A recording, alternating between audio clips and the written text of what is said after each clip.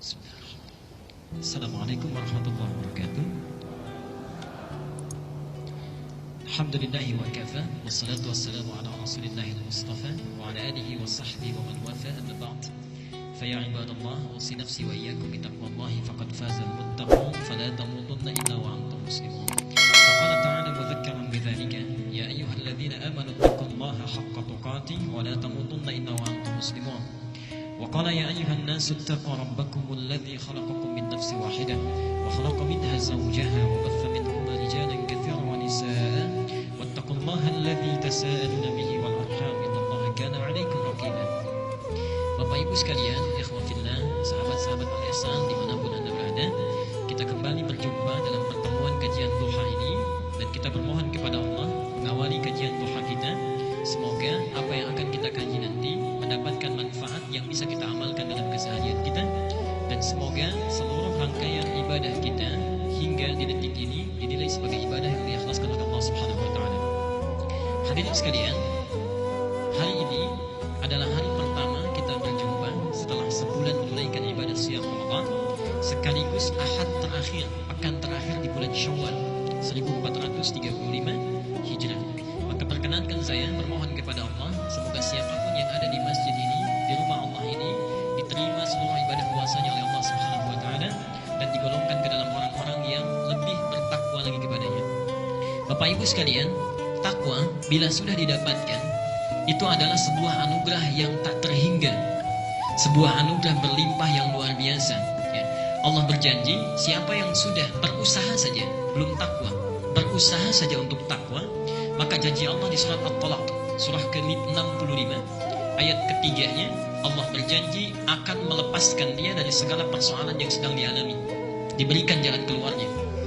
Dan bila membutuhkan rezeki apapun, Allah berikan, bahkan nyaris tak bertepi, terus berlimpah.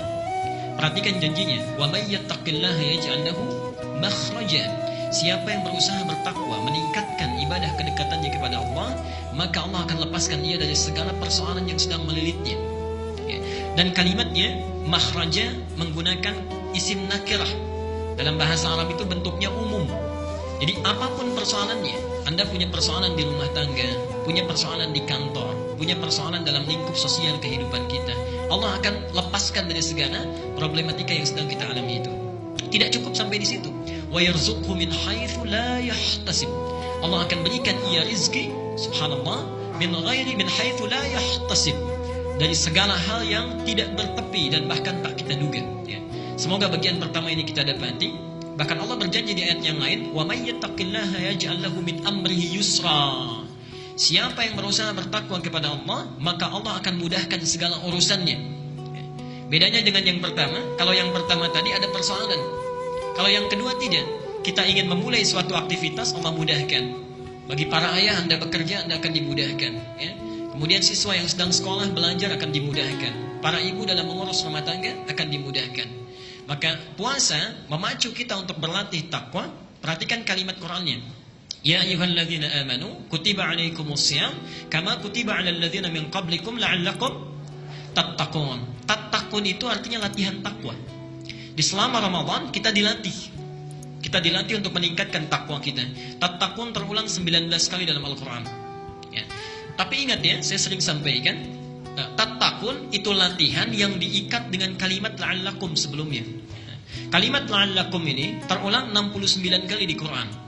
Bila satu ayat diawali dengan kalimat la'allakum, ini menunjukkan pesan kepada kita bahwa tidak setiap orang yang puasa itu, sekali lagi, tidak setiap orang yang puasa itu akan berhasil dalam latihan takwanya, kecuali orang yang serius dalam menjalaninya.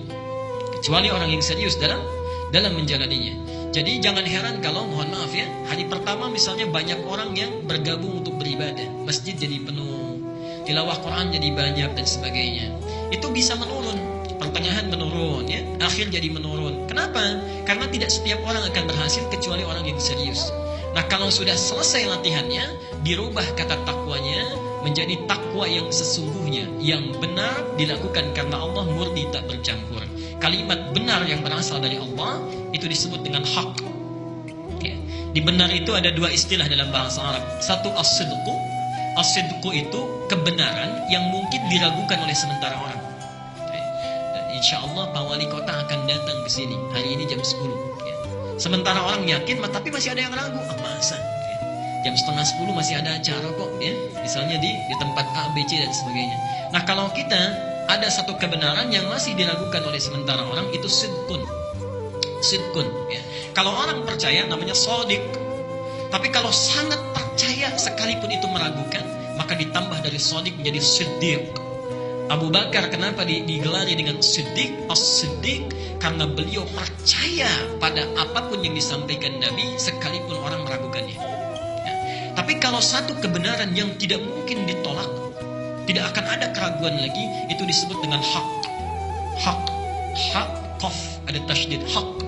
Karena itu kebenaran yang datang dari Allah itu bukan sidqun tapi hak. Al-haqqu min rabbika fala takunanna minal mumtarin. Nah, orang yang latihan takwa, kalau latihannya benar, bukan sidqun. Jadi kalau sidqun itu sifatnya saat Ramadan rajin ke masjid, Ramadannya selesai ke masjidnya. Saat Ramadan rajin tilawah Quran, selesai Ramadan semakin menurun atau hilang tilawahnya.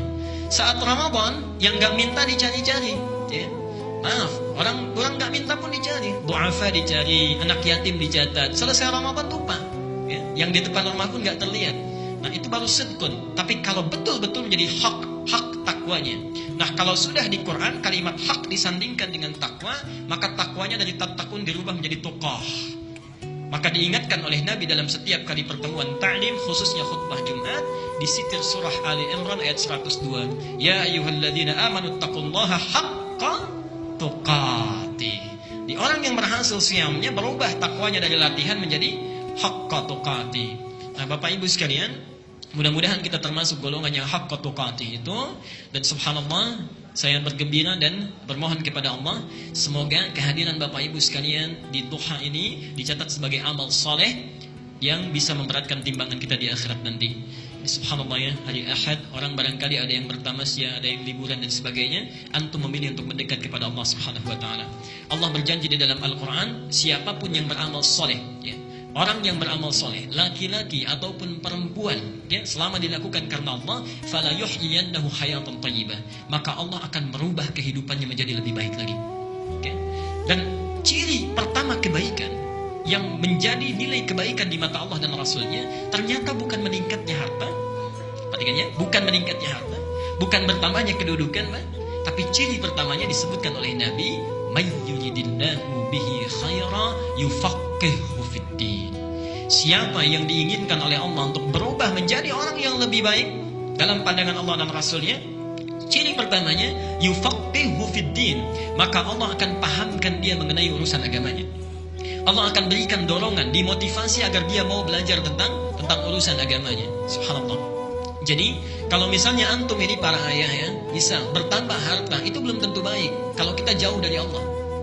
Bertambah meningkat kedudukan, ibu punya suami promosi jabatan suaminya, meningkat kedudukannya, tapi semakin jauh dari Allah. Salatnya tertinggalkan, tidak konsisten lagi ibadahnya, baik Jumatnya jadi terlambat, itu belum tentu tanda kebaikan.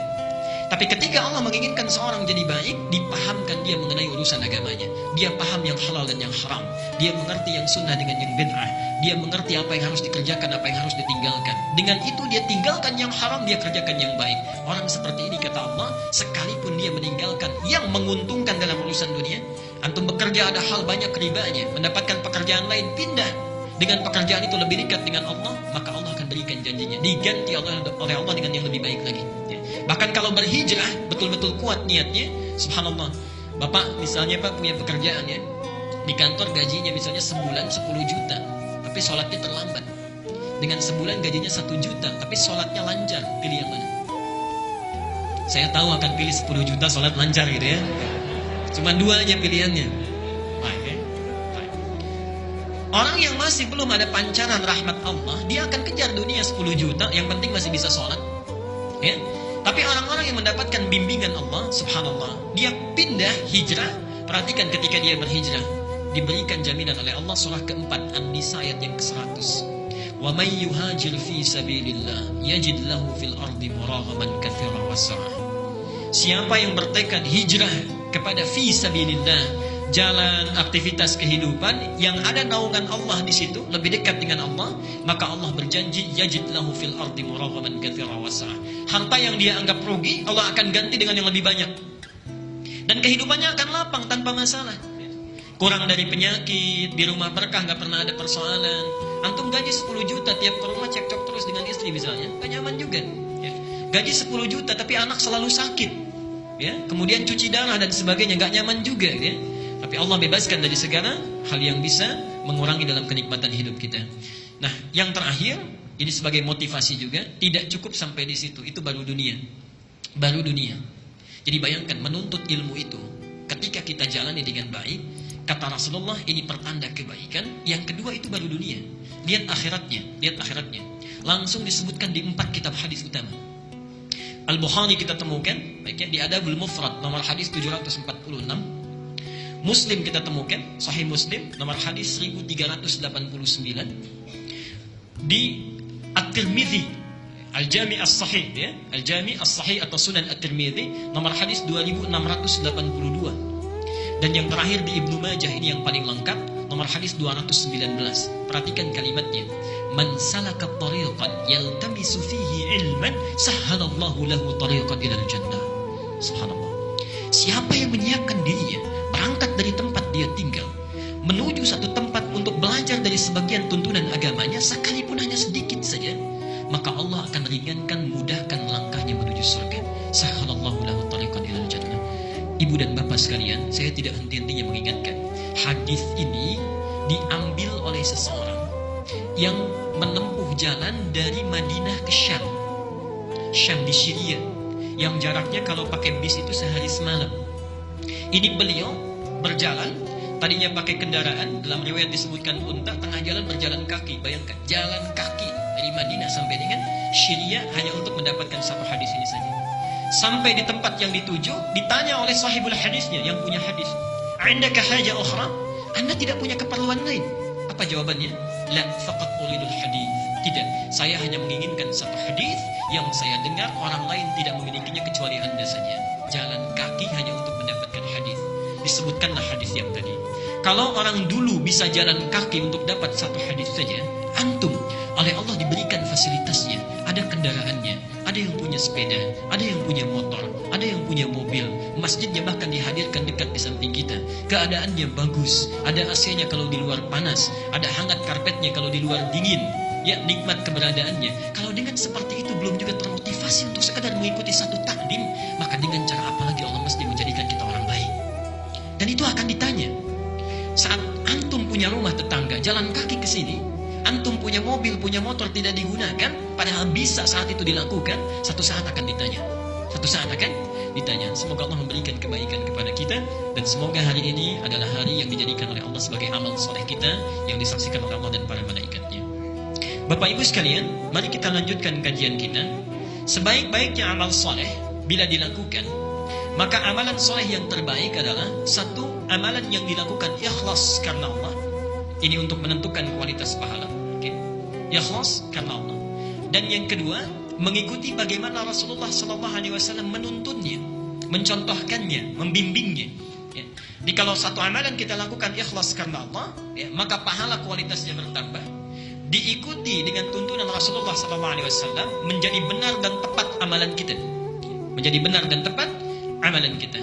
Dan subhanallah, kata Allah sendiri dalam Al-Quran, Allah berfirman bahwa Rasulullah itu bukan hanya menuntun kita dalam praktek ibadah ritual, bukan hanya dalam ibadah ritual, bukan hanya dalam salatnya, bukan hanya dalam umrahnya, hajinya, tilawah Qur'annya misalnya, zakatnya, tapi setiap tutur Rasulullah, setiap fikirannya, setiap langkahnya, setiap aktivitasnya selama 24 jam ada petunjuk bagi kita, bagi yang ingin meneladaninya. Firman Allah Subhanahu wa taala, "Laqad kana lakum fi Rasulillahi uswatun hasanah liman kana yarjullaha wal yawmal akhir wa dzakarallaha katsira." Kata Allah, ada pada diri Rasulullah itu setiap langkah hidupnya selama 24 jam dalam sehari tuntunan teladan yang baik untuk kita ikuti.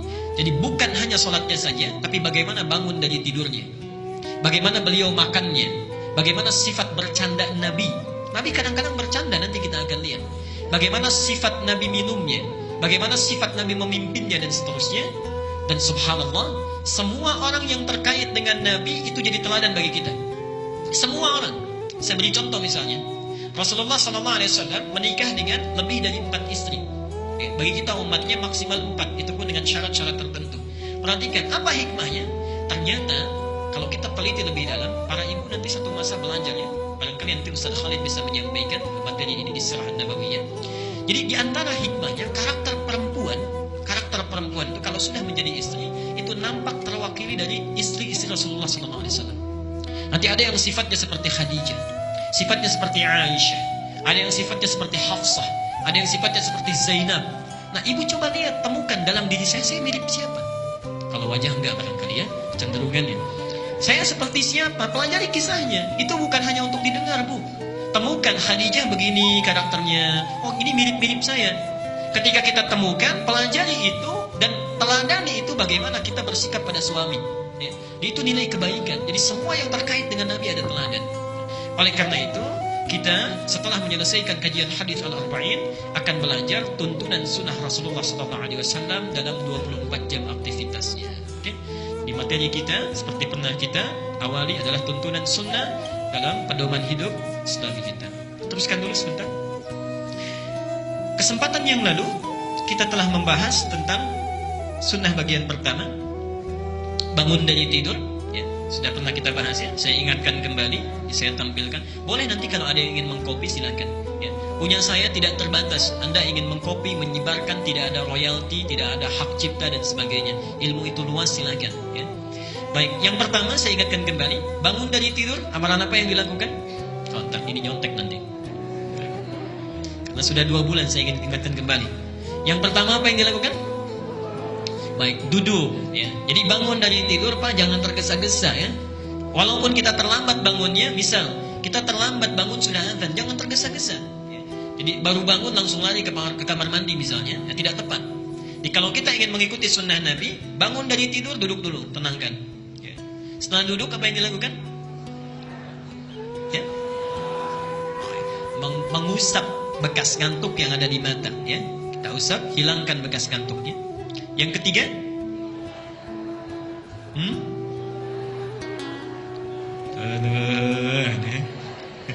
rambutan. Tidak yakin suaranya. Baik, membaca doa bangun tidur. Alhamdulillahilladzi ahyana ba'dama amatana wa ilaihin syur. Saya telah perincikan ini. Baik. Jadi duduk, mengusap bekas ngantuk, membaca doa bangun tidur. Setelah itu, yang keempat, membaca 10 ayat terakhir di surah Ali Imran. Sudah diamalkan? Baik, kita sudah lewat 3 bulan tuh. Sudah diamalkan belum? Ayo menghafal 10 ayat terakhir. Tidak banyak insyaallah, tidak banyak. Saya sering sampaikan Pak ya, Ibu kesempatan menghafal itu banyak. Daripada kita melakukan sesuatu yang tidak baik, antum para ayah, Pak, saya berikan pesan ya. Kita malam Jumat kemarin, setiap malam Jumat ada kajian hafalan Quran. Silakan bagi yang ingin mampir nanti di Pekayon. Kita berikan tips. Antum kan kalau di jalan suka mendapatkan lampu merah ya. Lampu merah itu kan cukup lumayan. Coba kalau setiap lampu merah kita dengarkan 1 ayat saja. Hafalkan. Setiap lampu merah sehari dapat berapa gitu bagi antum yang bekerja. Ya coba, tidak ada ruginya, mudah menghafal itu. 10 ayat terakhir. Insyaallah ya, besok hafal ya. Awas tuh sudah janji. Kita cek ya. Baik. Duduk sejenak, mengusap mata, membaca doa bangun tidur, kemudian membaca 10 ayat terakhir di surah Ali Imran. Ini bisa ditemukan di hadis riwayat Al-Bukhari nomor hadis 183, Muslim nomor hadis 763. Tapi kalau ingin melihat runtutan yang paling lengkap, itu ada di Abu Daud nomor hadis 1367. Oke. Dan itu diriwayatkan oleh seorang anak kecil yang baru berusia 3-4 tahun. Bayangkan, anak kecil yang baru berusia 3-4 tahun meriwayatkan hadis ini. Dan anak ini dalam kurun waktu 10 tahun meriwayatkan 2000 hadis dari Rasulullah SAW. 2000 hadis. Itulah sahabat bernama Abdullah, punya bapak namanya Abbas. Abbas ini paman Nabi yang nomor 7. Nabi punya 11 paman, 2 orang masuk Islam. Satu Abbas, yang kedua Hamzah. Selebihnya tidak. Abbas punya anak kedua namanya Abdullah. Karena Abdullah anaknya Abbas, Ibnu Abbas dikenal dengan Ibnu Abbas. Ibnu Abbas ini seperti pernah saya ulas, kecilnya selalu dibawa oleh paman, oleh ayahnya, ya, ke dalam naungan hadanah Rasulullah SAW. Jadi kalau beliau ta'lim, beliau mengajar, itu senantiasa disertakan. Walaupun main-main sambil canda, sambil tertawa, itu mengingat sesuatu. Sampai puncaknya cinta, saking cintanya pada Rasulullah SAW, senang dengan Nabi. Pak Ibu, saya nanti kita bahas ya, kita ajarkan. Rasulullah itu jangankan pada orang dewasa, pada anak kecil pun itu masih senyum. Ada anak kecil.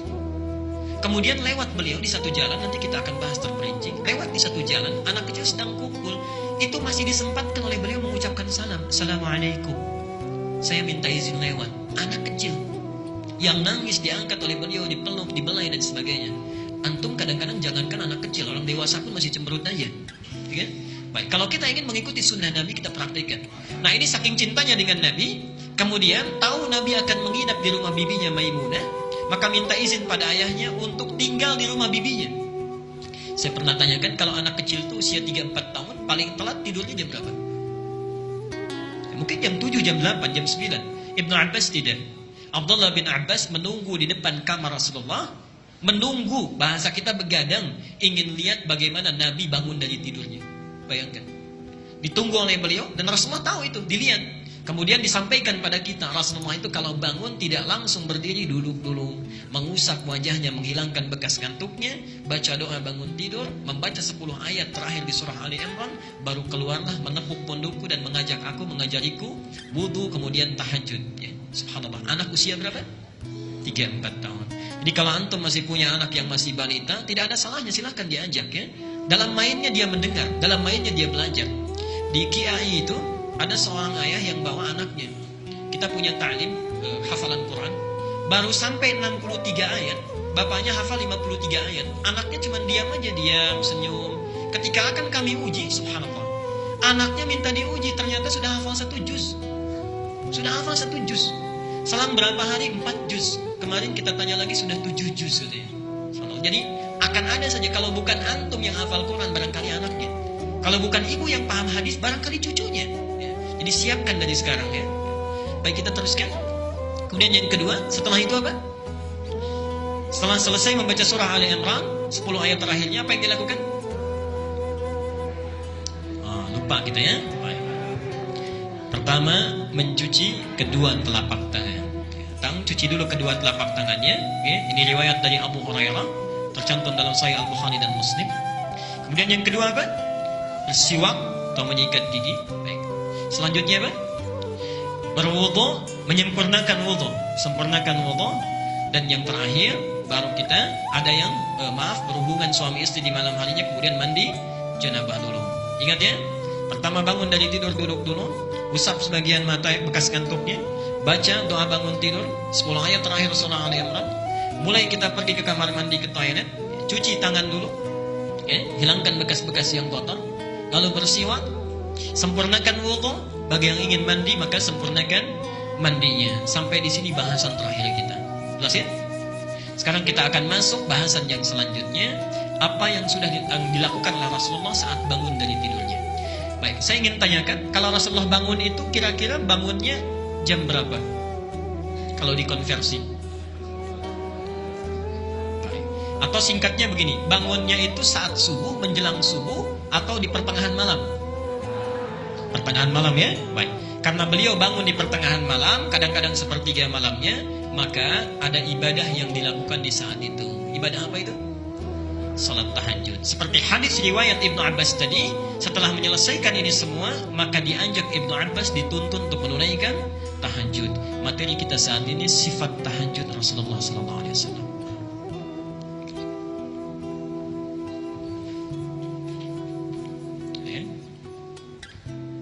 Kita buka pengantarnya dulu, mudah-mudahan cukup.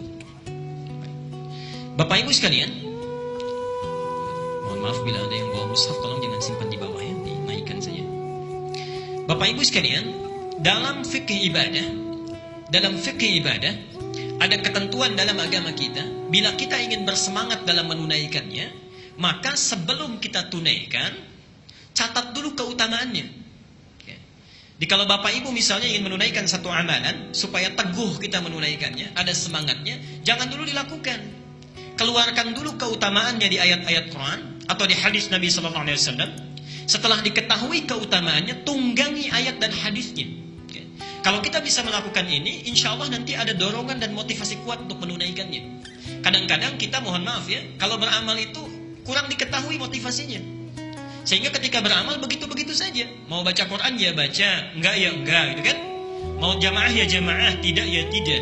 Padahal orang yang tahu motivasinya, ditunggangi ayat dan hadisnya, maka besar kemungkinan dia akan menyesal bila tidak melakukannya. Saya beri contoh begini misalnya. Bapak yang tidak biasa sholat berjamaah, barangkali belum tahu keutamaannya. Tapi sebelum kita menunaikan sholat berjamaah di masjid, kita keluarkan dulu dalil Quran atau hadisnya, kita tunggangi itu, barangkali motivasinya akan beda. Saya beri contoh. Nabi menyampaikan, orang yang menunaikan jamaah di masjid dengan yang sholat di luar masjid, di berbagai tempat, maka perbedaannya itu ada kurang lebih 3 perbedaan. 1, orang yang menunaikan sholat di masjid, maka langkah pertamanya menggugurkan dosa-dosa yang dia bawa. Langkah selanjutnya mengangkat derajat di sisi Allah Subhanahu wa taala. Bayangkan bagian pertama. Yang kedua kata Rasulullah, bedanya masjid dengan rumah atau tempat biasa itu 25 kebaikan. Jika antum sholat di masjid, itu kita mendapatkan 25 keutamaan yang tidak didapati di tempat lain. Bayangkan rumah sudah di samping masjid. Antum memilih sholat di rumah, padahal bisa ke masjid, kita kehilangan 25 kebaikan. Kehilangan peluang gugurnya dosa.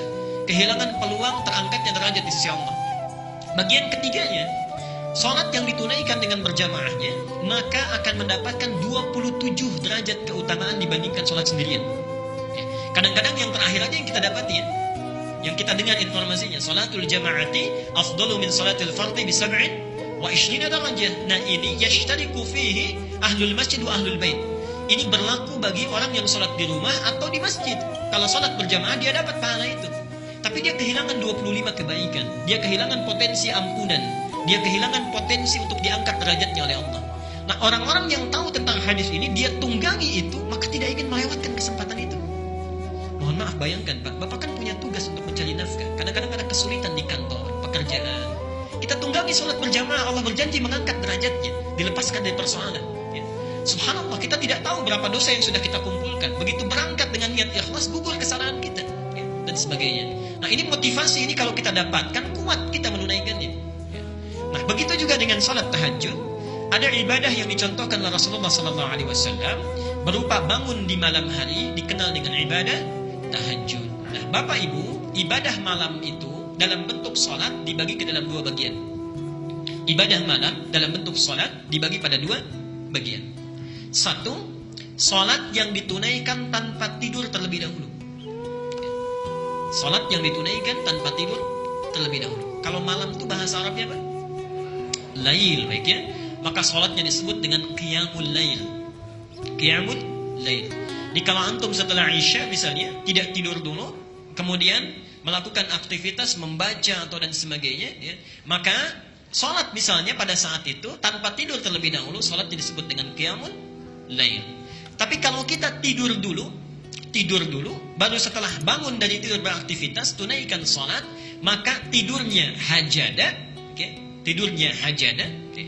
Bangun dari tidurnya, aktivitas yang dilakukan disebut dengan tahajud. Ya? Di sholat tahajud itu, sholat yang dilakukan di pertengahan malam atau sepertiganya setelah kita tidur terlebih dahulu. Jelas sampai sini? Baik. Apa keutamaan menunaikan sholat tahajud ini? Mari kita lihat pelan-pelan. Pertama dibuka surah Al-Muzammil, surah keberapa? 73, keempatnya Al-Mudaththir, 74-nya Al-Mudaththir, 73 Al-Muzammil, 75-nya Al-Qiyamah. Ya ayyuhal muzammil qumil laila inna qalila. Lihat ayat yang ke-6-nya. Allah berfirman di situ, keutamaan salat tahajud, salat yang dilakukan di malam hari. Inna nasyi'atal laili hiya asyaddu wat'aw wa aqwamu qila. Kalau kita tunaikan salat di malam hari, misal terutama tahajud, walaupun hanya 2 rakaat saja, 4 rakaat saja misalnya, atau 6 rakaat saja, atau nanti kita lihat sunnah Nabi antara 11 sampai 13 rakaat, maka sholat yang kita tunaikan akan jauh lebih khusyuk dibandingkan sholat yang ditunaikan di siang hari. Saya ulangi ya, sholat yang ditunaikan di malam hari dalam konteks ini tahajud, kata Allah, itu akan lebih lebih menambah kekhusyuan dibandingkan sholat yang ditunaikan di siang hari. Tidak percaya silakan bangun. Bangun kita malam hari, misal jam 1, jam setengah 2, jam 2, sholat ibu, sholat bapak di malam itu rasanya akan lebih enak dibandingkan sholat di siang hari. Karena itu perhatikan kalimat hadisnya, doa iftitahnya pun itu lain yang sering dibaca Nabi. Kalau siang, sholat siang, kalau disebut sholat siang dalam fikih itu artinya sholat fajar sampai dengan isya. Ya, di sholat fardu yang fardu, Nabi seringkali membaca yang Allahumma ba'id. Kalau iftitahnya, Allahumma ba'id baini wa baina khatayaya. Ada di mana itu? Ada di Al-Bukhari nomor hadis 711, ya. Allahumma ba'id baini wa baina khatayaya. Tapi kalau salat malam, Rasulullah seringkali membaca yang wajjahtu. Wajjahtu. Itu hadisnya hadis riwayat Muslim nomor hadis 1848. Ya. Malamnya menggunakan wajjahtu, siangnya menggunakan Allahumma ba'id. Baik. Apa rahasianya? Saya ingin jelaskan dulu sebentar. Kalau siang dengan malam, lebih banyak mana aktivitas yang dilakukan? Siang, ya? Baik. Orang semakin banyak beraktivitas, semakin besar peluang berbuat salah. Lisan yang terlalu banyak bicaranya, besar kemungkinan kelirunya. Kaki yang terlalu banyak bergerak, besar kemungkinan kelirunya dalam melangkah. Karena itulah dalam setiap sholat siang, antum misalnya, mohon maaf ya, dari fajar tadi sampai zuhur, ada nggak yang tidak salah? Pasti ada saja kesalahan yang kita perbuat, ya. Pulang dari masjid pun kadang kita bicarakan orang lain, minimal ustadznya gitu kan. Baik. Sampai zuhur pasti ada kesalahan yang kita buat. Karena itulah dalam setiap doa iftitah yang kita baca atau istiftah, kita memohon kepada Allah sebelum sholat mengingat kesalahan-kesalahan kita. Lalu kita rasakan semua itu, kita baca Allahumma ba'id baini wa baina khatayaya kama ba'adta bainal masyriq wal maghrib. Ya Allah, kalau sebelum sholat ini saya punya kesalahan yang saya bawa sampai sholat ini, mohon jauhkan saya antara kesalahan yang saya perbuat dengan saya, sejauh engkau jauhkan timur dan barat.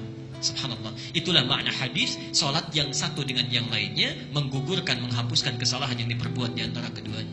Tapi malam tidak. Malam menggunakan wajah tuh, hadisnya dari Ali bin Abi Thalib. Kalau yang Allah maba'id dari Abu Hurairah. Perhatikan kalimatnya. Sallaitu khalfa Rasulillah sallallahu alaihi wasallam. Saya salat di belakang Rasulullah sallallahu alaihi wasallam, kata Ali. Fastaftaha, maka beliau membaca doa istiftahnya. Perhatikan kalimatnya. Wajjahtu wajhiya lilladzi fataras samawati wal ard, dan seterusnya. Itu ada di hadis Muslim nomor hadis 1848. Apa kaitannya dengan ini? Bapak Ibu sekalian, mari kita terjemahkan sebentar. Kadang-kadang kita baca, kita tidak memahaminya. Wajah tuh, bangun malam ini ya. Kita bangun di malam hari, lebih menyentuh ke dalam jiwa, tenang suasananya. Wajah tuh wajhiya lilladzi fataras samawati wal ard. Duhai Allah, aku hadapkan sepenuhnya, aku pasrahkan diriku kepadamu, penguasa langit dan bumi. Inna salati, sungguh bila selama ini aku salat, wa nusuki, dan selama ini aku ibadah, wa mahyaya, dan engkau hidupkan aku hingga malam ini, wa mamati, atau engkau akan wafatkan aku di malam ini, lillahi rabbil alamin, aku ikhlas seluruhnya hanya untukmu semesta alam. Perhatikan, la syarika lahu wa bidzalika umirtu, aku berjanji mulai detik ini tidak akan musyrik lagi selamanya, dengan itu aku diperintahkan, wa ana minal muslimin, atau wa ana awwalul muslimin, dan aku berjanji mulai saat ini akan menjadi muslim yang lebih tunduk lagi kepadamu di malam hari. Kita resapi, dibayangkan kalau mungkin wafat saat itu, enak rasanya. Karena itu malam hari seringkali menggunakan wajah tu. Ibu bapak waktu kecil doa istiftahnya apa? Wajah tu atau inni wajah tu? Wajah tu atau inni wajah tu? Inni wajah tu. Gak apa-apa, ada hadisnya itu, ada. Oke?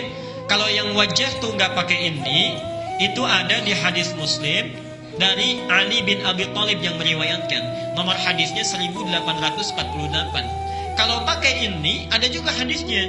Itu riwayat Ibnu Majah, Sunan Ibnu Majah, nomor hadis 3221. Tapi yang meriwayatkan bukan Ali bin Abi Thalib, yang meriwayatkan Jabir bin Abdullah, sahabat Jabir bin Abdullah. Silahkan buka di setiap kitab hadis ya.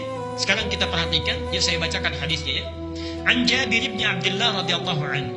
Hadis diriwayatkan dari Jabir bin Abdullah, semoga Allah meridhai dia, memberikan ridha kepadanya. Qal, beliau menyampaikan, perhatikan, ra'aitu Rasulullah sallallahu alaihi wasallam, saya melihat Rasulullah sallallahu alaihi wasallam hina yadhbah, saat akan menyembelih hewan kurban, fastaqbalal qiblah, menghadapkan hewan kurbannya ke arah kiblat. Thumma qala, kemudian beliau mengucapkan, Allahumma, ya Allah, hadza min Muhammad, ini kurban dari Muhammad, wa ali Muhammad, dan dari keluarga Muhammad, wa ummat Muhammad, dan dari umat Muhammad. Bismillahi Allahu akbar, inni wajjahtu wajhiya lilladzi fataras samawati wal ard, dan seterusnya. Dalam versi yang kedua, thumma qala, kemudian beliau mengucapkan langsung, inni wajjahtu wajhiya lilladzi fataras samawati wal ard, dan seterusnya. Jadi hadis tentang inni wajjahtu itu bukan doa istiftah. Iftitah itu doa saat menyembelih hewan kurban. Ya. Jadi subhanallah, tidak ada di dunia ini yang berkurban lebih banyak di luar bulan Dzulhijjah kecuali antum ini ya, sejak kecil. Baik. Kita teruskan dulu. Jadi itu alasan yang pertama kenapa bangun di malam hari, hati lebih khusyuk. Kalau sudah khusyuk, dekat dengan Allah. Kalau sudah dekat dengan Allah, berdoa pun meminta cepat dijawab. Ya.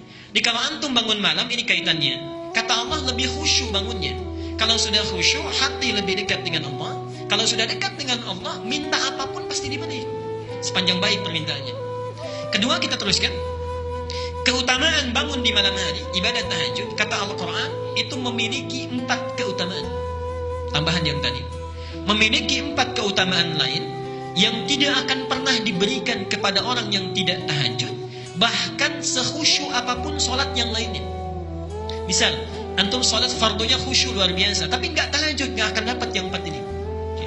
Apa itu? Dibuka di surat Al-Isra, surah ke-17, ayat 79 sampai dengan 81. Mari kita lihat surahnya. Wa minal laili fatahajjad bihi nafilatan laka. Pengantarnya ini, perhatikan gue ya, Pak. Ayat 79 ini dipisahkan ketentuannya dengan ayat 78. Di ayat 78 tentang sholat wajib, kemudian 79 tentang sholat tahajud. Tapi uniknya, Allah hanya menerangkan 4 keutamaan untuk sholat tahajud. 78-nya nggak disebut. Ya, kita lihat ya. Aqimis sholata liduluki syamsi ila ghasaqil laili wa qur'an al-fajri. Inna qur'an al-fajri kana mashhuda. Itu sholat yang wajib 5 waktu.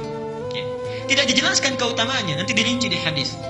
Tapi ketika menerangkan tahajud ayat 79-nya, wa minal laili fatahajjad bihi, dan di antara sementara malam tunaikan olehmu tahajud nafilah. Itu hanya sunnah saja, muakkadah hukumnya, sunnah yang sangat ditekankan. Tapi ibadah nafilah ini, subhanallah, tidak didiamkan oleh Allah, langsung dilengkapi ayatnya. 1, asa an yab'atsaka rabbuka maqaman mahmuda.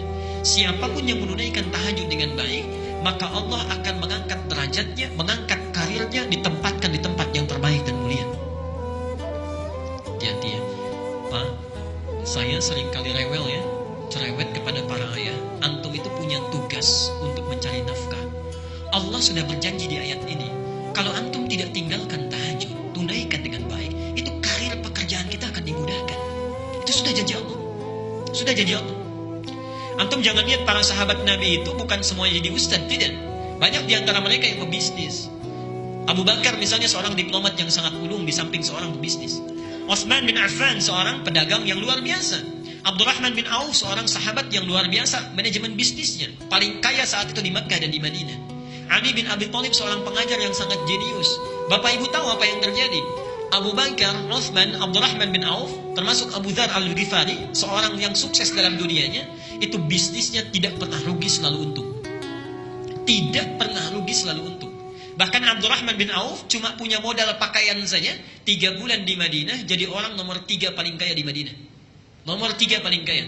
Hartanya seperempatnya 80.000 dinar. Modalnya cuma pakaian, 80.000 dinar. Sekarang 1 dinar 2,5 juta. Setengah T kurang lebih dalam 3 bulan. Untanya 10.000 ekor dalam 3 bulan. Subhanallah. 10.000 ekor. Sekarang 1 ekor itu 15 juta paling murah. Ya. Dombanya tak terukur. Setelah 1 tahun, 1 tahun itu jadi orang paling kaya di Madinah yang kapaknya saja terbuat dari emas. Antum 3 bulan sudah dapat apa? Oke, mari kita lihat apa yang terjadi. Mereka sahabat yang sangat sibuk, luar biasa pekerjaannya, dan pergi kemana-mana. Pak, dinasnya itu kemana-mana. Utsman itu kadang dinas ke tempat ini, kadang dinas ke tempat itu, dan sebagainya. Tapi jangankan wajibnya, sunnahnya dikerjakan. Siamnya jalan, tahajudnya jalan, dan sebagainya. Sahabat yang sangat sibuknya luar biasa, Bahkan di antara mereka disebut oleh Rasulullah akan masuk surga tanpa hisab, masih mau tahajud, masih mau menunaikan siam sunnah. Antum, saya, kita semua yang masih belum jelas nasibnya di akhirat, surganya belum jelas, kan? Kemudian ibadahnya juga belum maksimal, dunianya belum tentu tercapai, maka lebih layak kita untuk semakin bersemangat dalam menunaikannya. Jadi pesan saya, kalau antum masih aktif bekerja dimanapun, jangan tinggalkan tahajud. Allah sudah berjanji. Dan kalimatnya asa, bukan la'alla. Dibeda antara asa dengan la'alla. Kalau la'alla itu harus usaha keras dulu, sungguh-sungguh baru dikasih. Asa tidak. Asa selama kita ikhlas menunaikannya, sekalipun kuantitasnya mungkin sedikit, itu Allah langsung berikan. Allah langsung berikan. Karena itu penaklukan kota Makkah itu tidak menggunakan la'alla, pakai asa. Pakai asa kalimatnya di Quran. Saya teruskan itu satu. Yang kedua, kita lanjutkan dulu. Allah berjanji akan memudahkan setiap awal aktivitasnya. Bahkan hebatnya tahajud, langsung kita yang diminta oleh Allah. Asa yab'atsaka rabbuka maqaman mahmuda. Kalau engkau bangun tahajud, karirmu, pekerjaanmu akan dimudahkan oleh Allah, ditempatkan di tempat yang terbaik. Kemudian diperintahkan kita, waqul, katakan. Saat tahajud itu mintakan kepada Allah, Rabbi adkhilni mudkhala sidqin. Duhai Allah, mudahkan setiap aktivitas yang akan saya awali. Di antum kalau punya persoalan, misalnya akan memulai pekerjaan, ibu akan memulai aktivitas, anak akan memulai sekolah, mulai kuliah, bangun malam, ini perintah Allah, katakan di malam harinya, ya Allah mudahkan setiap saya akan mengawali aktivitas. Janji Allah yang kedua, Allah akan mudahkan setiap aktivitas yang dia lakukan. Yang ketiga, Allah akan lepaskan, bebaskan dia dari segala kesulitan yang sedang dialami. Wa akhrijni mukhrajan sidqin. Kalau di kantor itu enak saja atau kadang ada kesulitannya, Pak? Ibu juga begitu ya. Pekerjaan kan tidak selamanya mulus. Maka kata Allah, hebatnya karir diangkat, pekerjaan dimudahkan, ada kesulitan dilepaskan, dan yang terakhir, waj'alni min ladunka sultanan nasyara. Kalau ada yang mengganggu dalam pekerjaannya, Allah yang langsung menolongnya, bukan yang lain. Allah yang langsung menolongnya. Ini 4 hal. Karena itu, dari keutamaan-keutamaan ini, Nabi diperintahkan sebelum turunnya perintah sholat 5 waktu, Rasulullah sudah menunaikan sholat ini, sholat malam, sudah didawamkan. Turun surah Al-Muzammil, surah ini mewajibkan Rasulullah menunaikan sholat tahajud. Jadi asalnya tahajud itu wajib bagi Nabi. Nanti setelah turun ayat yang ke-20 di surah Al-Muzammil, ayat yang terakhir, pindah menjadi sunnah. Sekarang lihat ya, saya akan tunjukkan rumah Rasulullah SAW. Bagaimana beliau menunaikan tahajudnya, di mana tempatnya, bagaimana denah rumahnya. Nanti kita akan lihat sehingga kita bisa menerapkannya. Ini nanti kita akan ambil kesimpulan bagaimana cara tahajud yang baik, atau di kamar kah, ya? Atau di samping istri kah, atau di ruangan tertentu kah, dan sebagainya. Yuk kita lihat pelan-pelan ya. Perhatikan di sini. Saya akan berdiri ya untuk menunjuk. Mari kita perhatikan denah rumah Rasulullah yang ini saat tinggal bersama Sayyidah Khadijah. Belum pindah ke Madinah ya. Beliau masih berada di kota Makkah. Saya ingin tunjukkan, nanti saya gambar untuk memperjelas sedikit. Mohon maaf, saya ada beberapa gambar yang aktual, langsung kemarin difoto saat kita berada di Makkah. Nanti lain kesempatan saya tunjukkan ya. Denahnya ini kurang lebih, itu rumahnya yang paling atas, ukuran panjang dan lebarnya kan? Dia ada 3 meter ke samping kan, 4,5 meter lebar ke sana, dan luas ke sebelah sananya 3 meter untuk ke pintu depan. Nanti kita akan lihat yang 3 meter ini itu digambarkan pintu ruangan khusus Rasulullah dengan keluarganya. Nanti di situ kita akan lihat detail bawahnya, ada kamarnya Rasulullah, ada tempat dilahirkannya Fatimah, ada dibagi lagi musallanya Nabi ya. Dipecah pintu kedua itu khusus sekat untuk menerima tamu ya. Lihat ke bawah sekarang, yang ini. Lihat dulu yang paling bawah, jangan lihat yang atas, yang ini, yang bawah. Itu kan ada 4,5 ya, di atas terlihat sebelah sini. Kemudian 3, nah itu menyekat yang ini. Oke, disekat di sini. Yuk kita lihat. Ada apa di sini? Dibagi ke dalam beberapa ruangan. Yang paling pojok yang sana itu ghurfatun Nabi, kamarnya Rasulullah. Kamarnya Rasulullah. Nanti kita tunjukkan bentuknya seperti apa. Ada desain seperti kasurnya ya, dari bebatuan dan sebagainya. Di pantas kalau Nabi itu kadang-kadang terlihat bekas di punggungnya, bisa kita kelihatan. Ini yang bawah tempat lahirnya Fatimah. Jadi Fatimah lahirnya di sini. Nanti kalau kita lihat aslinya ada seperti tempat dari batu kecil, di situ beliau dilahirkan. Nanti setelah lahir disimpan di situ. Kan? Kemudian di sana, ruang sebelah sana itu musalla Nabi, tempat sholatnya Nabi. Di Rasulullah perhatikan mendesain rumahnya itu saat membuat desain rumah sudah mengkhususkan beberapa tempat. Satu, ada yang khusus beliau dengan istrinya saja, dengan Khadijah. Tidak ada orang yang bisa masuk, ya. Tidak ada orang yang bisa lihat. Bahkan subhanallah perhatikan ya, seorang yang akan membantu kelahirannya saja, kelahiran Fatimah dari Khadijah itu dipisahkan tempatnya oleh Nabi. Tidak lagi di kamar beliau dengan Khadijah, tapi di tempat lain yang tidak bisa dilihat oleh orang lain. Ini memberikan pesan kepada kita, ada satu tempat di rumah yang tidak boleh dimasuki oleh orang asing. Ingat ya, rahasia rumah tangga antara suami dengan istri ada di satu tempat yang tidak boleh diketahui oleh orang lain. Kecuali barangkali orang-orang yang kita toleransi, ayah, ibu, orang terdekat. Hati-hati, antum misalnya mengizinkan orang masuk yang tidak tahu, bukan kerabat yang sangat dekat dengan kita, masuk ke situ.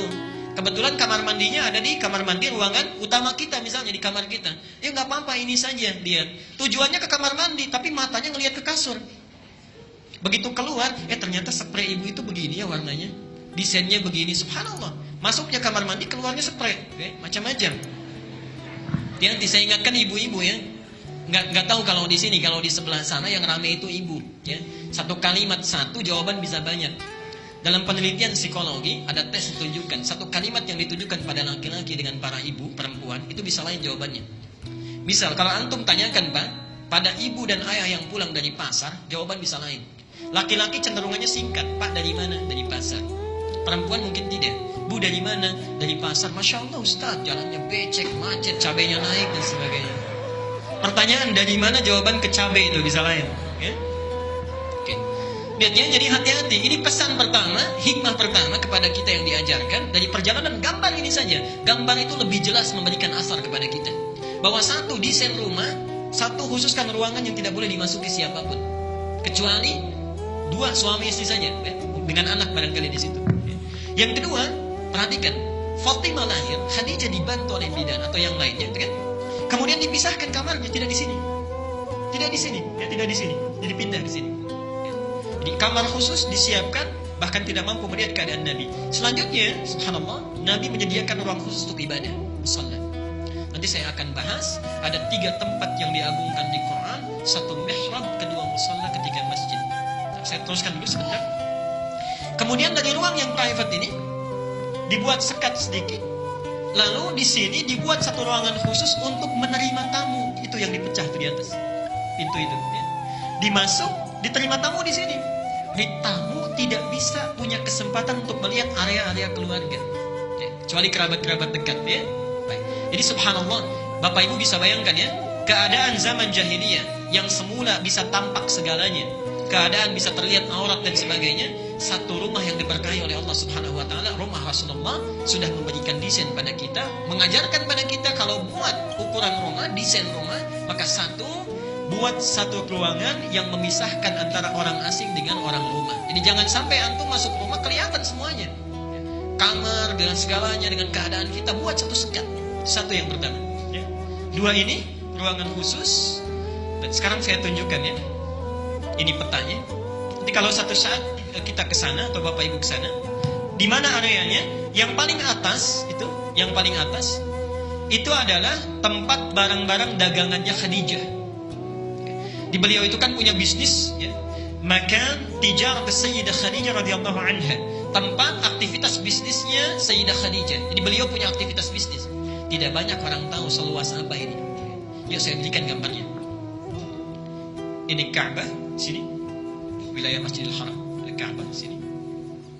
Masjidil Haram di Ka'bah. Oke. Kurang banyak. Jazakallahu khair.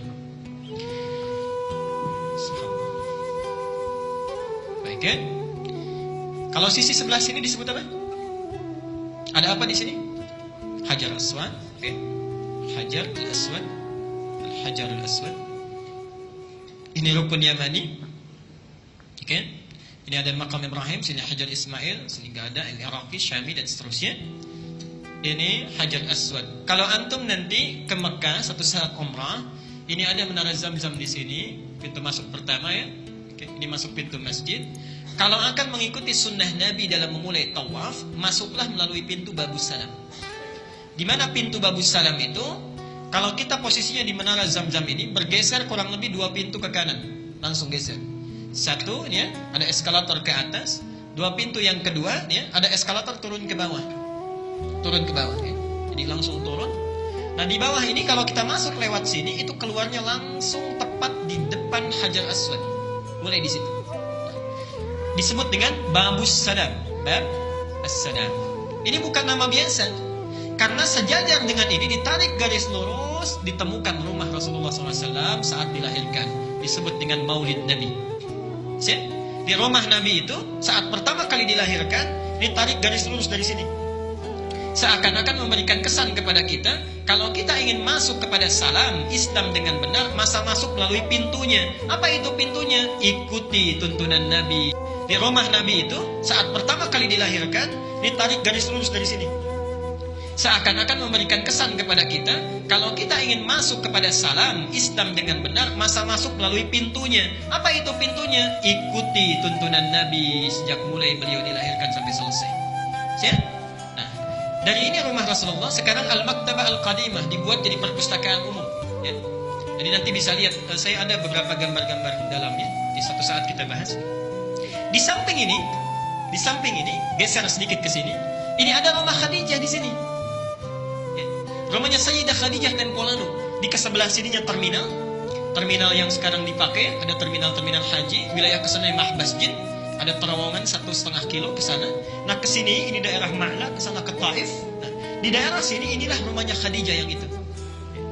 Jadi kalau Bapak Ibu lihat, itu adalah sepanjang perbatasan bukit yang sangat luas, yang wajar bila Khadijah pun sudah mengenal Rasulullah SAW. Kenapa? Karena beliau kan mainnya ke sini juga. Menggembala kambingnya ada bukit di sebelah sini. Dan kalau diperhatikan, matahari terbitnya di mana di wilayah itu? Tepat di atas rumah Rasulullah SAW. Matahari terbit tepat di atas rumah Rasulullah SAW. Di sini rumah Sayyidah Khadijah. Jadi beliau setelah menikah tinggalnya di sini. Itu keadaannya. Dan ini tempat menggembala kambingnya. Luasnya luar biasa. Dari ujung sini sampai ke ujung sini. Jadi luas luar biasa. Yang ingin saya gambarkan adalah, dalam kehidupan kita tidak dilarang untuk beraktivitas kehidupan dunia. Bisnis silahkan, ya. Kaya itu juga harus. Kalau tidak punya uang, bagaimana kita bisa berzakat? Tidak punya uang, bagaimana berhaji, bersedekah, berumrah dan sebagainya, ya. Jadi ambil itu, tapi jangan lupakan dunia. Wala tansa nasibaka minad dunya. Ya. Kenapa, Bu? Baik. Jadi jelas ya? Jelas ini gambarannya. Nah, sekarang kita teruskan sebentar. Bagaimana sifat tahajud Nabi? Kita mulai dari tempatnya dulu. Kenapa saya tunjukkan gambar ini? Kita mulai dari tempatnya. Rasulullah itu kalau ingin menunaikan ibadah kepada Allah, tidak pernah mencampurkannya dengan urusan dunia. Bagian pertama apa yang dilakukan? Kalau ingin salat di tempat di rumah beliau, sebelum ada Masjid Nabawi sebelumnya, maka yang dilakukan membuat ruangan khusus untuk mendekat kepada Allah, yang tidak bercampur dengan yang lainnya. Itulah musalla. Di Quran ada 3 jenis tempat yang penting kita ketahui, dengan fungsinya berbeda. Satu, disebut dengan mihrab. Mihrab. Dalilnya Quran surah Ali Imran, surah ketiga, ayat 37 sampai 39. Mihrab. Apa itu mihrab? Sementara orang berpendapat tempat imam di depan itu mihrab, ya. Enggak, kurang tepat pendapatnya. Satu, mihrab. Dalilnya Quran surah 3 ayat 37 sampai 39. Perhatikan sebentar di sini. Maryam ketika dilahirkan oleh ibundanya, ya, Maryam itu putrinya Imran, ya, dengan istrinya bernama Hannah. Ketika sudah dilahirkan oleh istrinya, ditetapkan dengan azam kedua orang tuanya bahwa Maryam ini anak yang diniatkan ingin mengabdi saja kepada Allah. Ketika sudah diniatkan untuk dijadikan aktivitasnya sebagai pengabdi kepada Allah, maka orang tuanya itu langsung membuatkan mihrab. Apa itu mihrab? Misalnya di rumahnya, di dalam dibuat satu ruangan mihrab. Mihrab itu adalah satu tempat yang khusus digunakan untuk mendekat kepada Allah. Tempat yang digunakan untuk mendekat kepada Allah.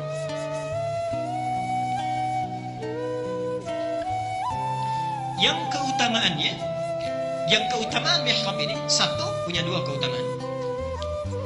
Bisa mempercepat datangnya rizki tak terduga. Jadi kalau misalnya bapak ibu ada di mihrab beribadah dan sebagainya, ada kesulitan tertentu, memohon kepada Allah, itu rizki datang cepat tak terduga. Rizki kadang-kadang diberi sebelum diminta. Kita butuh, belum minta sudah dikasih. Dan yang kedua adalah mempercepat pengabulan doa, sekalipun yang diminta cukup sulit menurut manusia. Cepat terkabulnya doa. Saya ulangi, satu, ya, mempermudah datangnya rezeki, bahkan datang sebelum diminta. Yang kedua, mempercepat terkabulnya doa, sekalipun yang diminta dipandang mustahil atau sulit menurut manusia. Mari kita lihat contohnya. Ayat 37 surah Ali Imran. Fataqabbalaha rabbuha biqabulin hasanin wa anbataha nabatan hasanan wa kaffalaha Zakaria. Kullama dakhala 'alayha Zakaria al-mihrab wajada 'indaha rizqa. Perhatikan. Maryam dibuatkan mihrab oleh kedua orang tuanya. Kunci pintu mihrab ini tidak dipegang oleh siapapun kecuali oleh pamannya, namanya Zakaria. Namanya Zakaria. Jadi nggak ada orang yang bisa masuk. Yang tugas membuka pintu itu, mengantarkan makanan, mengisi kebutuhannya cuma Nabi Zakaria. Ketika beliau masuk ke situ, bukan sekali dua kali. Setiap dibuka selalu ada rezeki.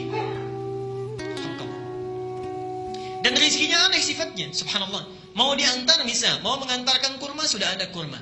Bukan musim anggur sudah ada anggur. Bukan musim apel sudah ada apel. Dan kejadian itu bukan sekali dua kali.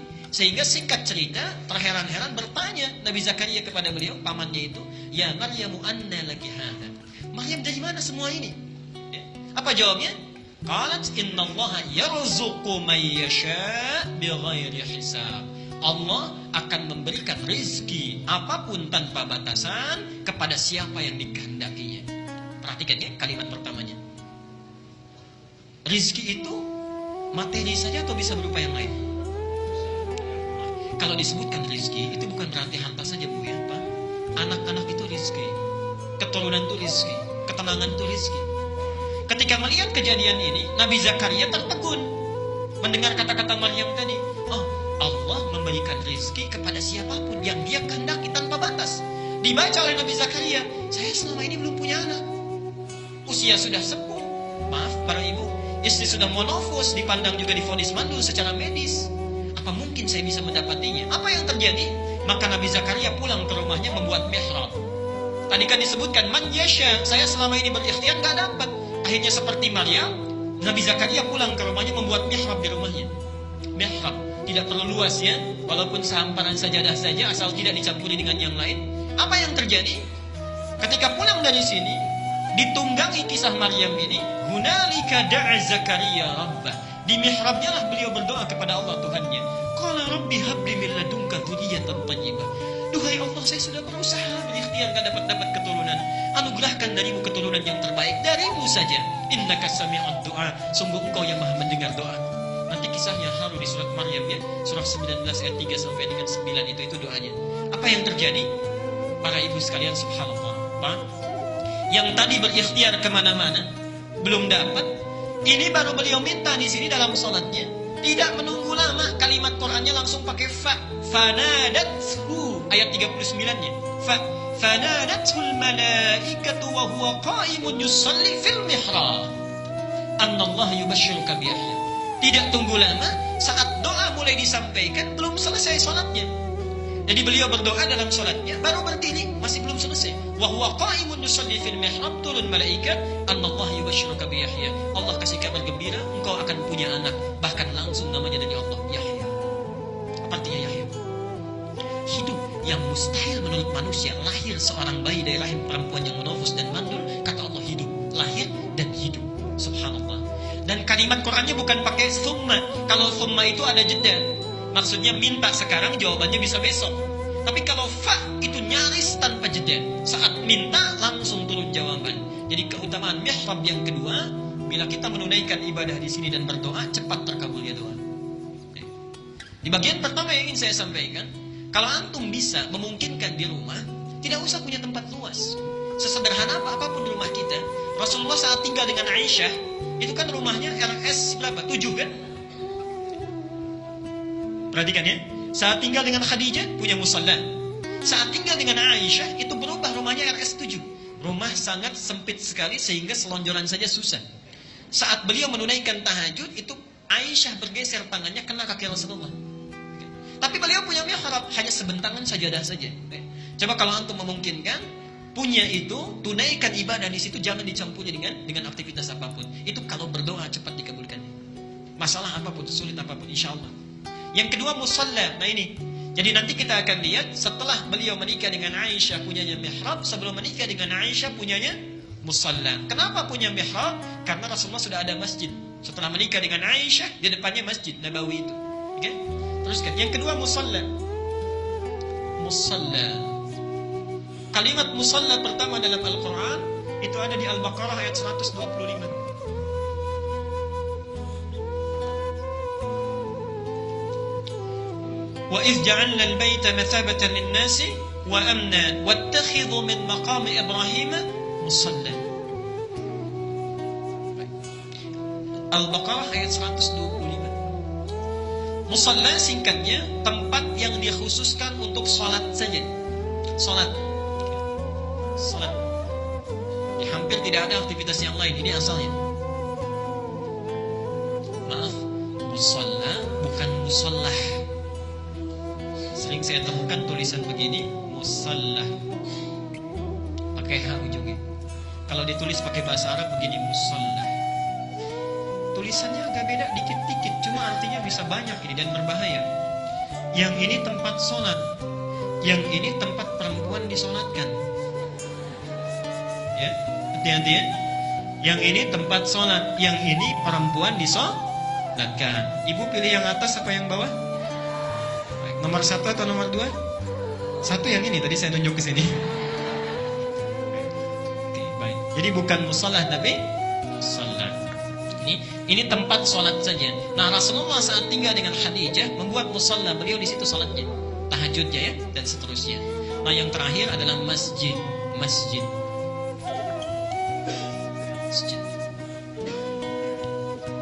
Kalimat masjid pertama ada di surah Al-Baqarah ayat 114. Wa man azlamu mimman mana'a masajidallahi masajidallah. Singkatnya kalau masjid itu sifatnya umum, bisa dibuat untuk salat, bisa dibuat untuk tilawah Al-Quran, bisa dibuat untuk i'tikaf. Sepanjang ada semua aktivitas yang menjadikan kita zikir pada Allah, itu boleh dilakukan di masjid. Boleh dilakukan di masjid. Hati-hati ya. Orang yang menghambat orang lain ke masjid untuk mendekat pada Allah, itu disebut orang paling zalim oleh Quran.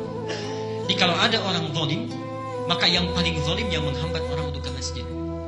Di apapun itu, misalnya, maaf, orang mau ke masjid, mau sholat, dihalangi. Orang mau ta'lim, dihalangi. Orang mau baca Quran, dihalangi.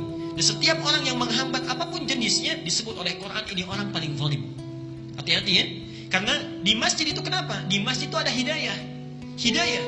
Di ketika seseorang mau mendapatkan hidayah dihambat, Allah murka itu. At-Taubah, surat ke-9, ayat ke-18. Innama ya'muru masajidallah man amana billah wal yawmil akhir wa aqama as-salat wa ata az-zakah wa lam yakhsha illa Allah fa asa ulaika an yakunu minal muhtadin. Surah ke-9 ayat 18. Taubah ayat 18. Ini orang mau dapat hidayah dihambat oleh orang ini. Ya, dihalangi, ya. Apapun itu bentuknya, maka oleh Quran disebut ini orang paling zalim. Orang mau dapat hidayah dihalangi. Hati-hati. Dan nanti ibu bapak sekalian hati-hati, ada paham yang sangat berbahaya sekarang. Itu paham liberal. Paham liberal itu sangat berbahaya, hati-hati. Paham liberal itu lebih berbahaya daripada saya katakan misal, maaf ya, terorisme dan sebagainya. Yang lebih berbahaya itu paham liberal. Karena paham liberal itu bukan hanya, sekali lagi, bukan hanya menghambat orang untuk mengenal Islam, tapi juga menghambat orang untuk taubat. Menghambat orang untuk taubat. Saya beri contoh. Misal ya, ketika ada seseorang bisa melakukan perbuatan buruk, taruhlah homoseksual atau lesbian. Dia ingin taubat, ingin kembali, dia sadar itu penyakit. Dikatakan, gak apa-apa, ini kan fitrah manusia, bawaan hidup. Ingin taubat, dia hambat. Ada seseorang yang ingin kembali kepada Islam dengan baik. Ada orang mau masuk Islam, mau dapat hidayah, ingin taubat dari keburukannya. Dikatakan semua agama itu sama. hanya caranya beda. Jadi lebih berbahaya dibandingkan yang lainnya, karena bukan hanya membuat orang kenal dengan agama, tapi dihambat untuk mendapatkan hidayah dan dihambat dari taubat. Hati-hati ya, hati-hati. Saya kira saya akan berhenti dulu di sini sejenak kita dialog sebentar. Kita belum masuk ke sifat cara sholat tahajudnya Nabi. Siap mengikuti cara tahajud Nabi? Insyaallah. Kayak kurang dengar insyaallah. Hati-hati, nanti setelah diterangkan jangan-jangan lupa ya. Sholatnya itu jangan kata Aisyah, jangan tanya bagus dan panjangnya. Saya beri bocoran ya. Rakaat pertamanya sampai bengkak kakinya, karena baca Al-Baqarah dan Ali Imran. Hati-hati antum yang mengatakan siap tadi ya. Baik, kita berhenti sejenak. Silakan kalau ada yang ingin bertanya dulu sampai materi kita di sini sebentar. Kalau tidak ada, nanti saya singkat saja akan terangkan, barangkali cuma 5-10 menit. Silakan Pak. Ibu boleh menuliskan, kalau mau dituliskan saya tunggu di depan. Assalamualaikum.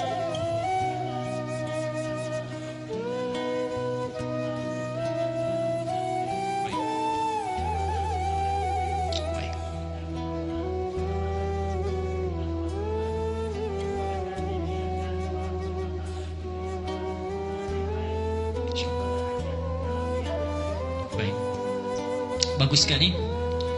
Bapak Ibu sekalian, ini baik ya. Beliau bertanya tentang satu pertanyaan yang sangat detail sekali dan jeli sekali cara bertanyanya. Oke? Di Quran itu kan sering ada kalimat yang berbeda, tapi artinya bisa sama. Oke? Kalimat yang berbeda artinya bisa sama, dan itu banyak sekali. Terjemahannya bisa sama. Saya contohkan begini. Wahyu pertama turun apa? Iqra. Apa artinya? Bacalah. Sekarang buka surah 29 ayat 45. Quran surah 29 ayat 45. Sudah ditemukan? Sudah? Baik. Saya berikan gambaran bocoran bacaannya. Utlu ma uhya ilaika minal kitab wa aqimis shalah. Antum sebenarnya hafal, cuma tidak tahu tempatnya. Inna sholata tanha kan anil fahsya'i wal munkar. Lihat permulaan ayatnya. Utlu, apa artinya di situ? Bacalah. Kenapa kok dua kalimat yang berbeda terjemahannya bisa sama? Oke? Nah, itu nanti ada ilmu khusus membahasnya, Pak, di ilmu loghah. Ada cabang ilmu yang nanti membahas perbedaan-perbedaan bahasa. Ulama yang concern terhadap ini, itu ada yang bernama Abu Hilal Al-Askari, punya kitab namanya Al-Furuq Al-Lughawiyah. Perbedaan-perbedaan bahasa. Apa bedanya julus dengan qu'ud? Ya, apa bedanya tadi qiraah dengan tilawah dan sebagainya. Saya akan jawab dulu, apa bedanya Al-Mudaththir dengan Al-Muzammil. Quran surat 73 Al-Muzammil dari kata zamala, zamil.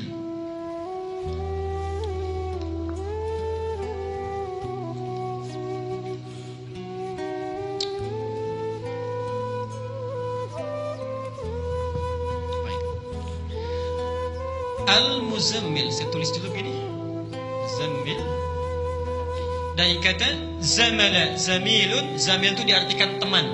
Teman, zamil. Hadza zamili, ini teman saya ya. Kalau pakai jim artinya ganteng, jamil ya. Hati-hati ya. Baik. Kalau orang Turki kadang-kadang saya pakai jim ya, turunan kidul sedikit nah. Baik ya. Sama Perancis perapatan Ciamis ya, kadang-kadang saya jadi jim. Jamil artinya ganteng, orangnya, tapi orangnya. Perempuannya jamilah. Oke? Sifatnya, fisiknya disebut jamal. Tapi pakai alif, hati-hati. Pak Jamal, pakai alif, jamalun. Kalau alifnya dihilangkan jadi unta. Hati-hati ya. Baik, jamalun ini ganteng, jamalun. Ada Syekh Jamaluddin Al-Afghani. Nanti saya ceritakan kisahnya, subhanallah ya. Ingatan saya di ujung akhir nanti ta'lim kita. Oke, sekarang lihat, zamilun teman dekat. Baik. Al-Muzammil, apa artinya? Kenapa menggunakan kalimat zamana? Ingin memberikan gambaran orang yang sedang tidur menggunakan selimut seperti memeluk teman dekatnya, dekat, akrab dengan temannya. Apa maksudnya? Ada selimut dipeluk begini kan, kayak bercengkrama dengan teman. Jadi ingin mengibaratkan, menggambarkan kepada kita saat itu Nabi sedang tidur dengan enak-enaknya pakai selimut. Saya peluk begini kan, seperti ini. Makanya dipanggil oleh Allah, ya ayyuhal muzammil, ya orang yang sedang enak tidur menggunakan selimut. Qumil laila illa qalila. Ayo bangun. bangun, tunaikan sholat di malam ini walaupun cuma sedikit saja. Di Al-Muzammil ingin menunjuk satu isyarat, orang yang berselimut tidurnya nyaman seakan-akan selimut itu seperti temannya yang menenteramkan. Jelas? Al-Mudaththir dari kata ditharun. Dithar. Dasar. Apa arti dithar? Dithar itu sesuatu yang melengkapi begini. Al-Mudaththir orang yang gunakan selimutnya seakan-akan menutupi. Jadi meliputi semua tubuhnya, kan?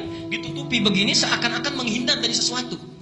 Bapak kalau dikejar-kejar, misal ya, ada hewan yang sangat ditakuti, dikejar-kejar, Bapak sembunyi di kolong meja, sembunyinya gimana? Tutup begini kan? Baik.